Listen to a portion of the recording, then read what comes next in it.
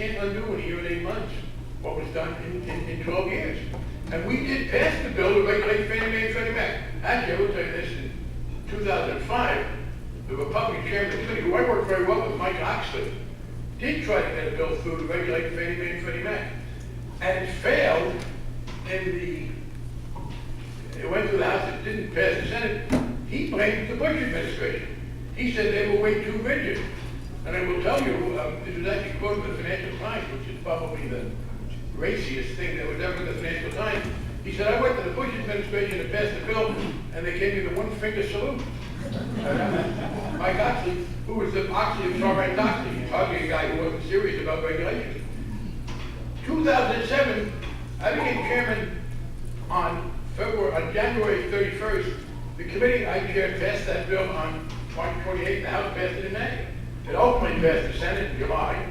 So that's the fact. By the way, we did some other things.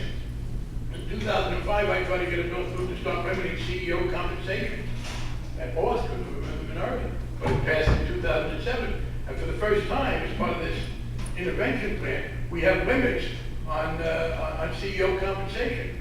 Now, by the way, the thing about CEO compensation, it's not just a matter of money and our being envious that they have so much more money than anybody else.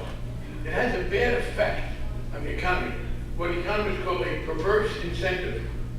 And when you learn about a perverse incentive, it turns out not to be as much fun as you might have thought.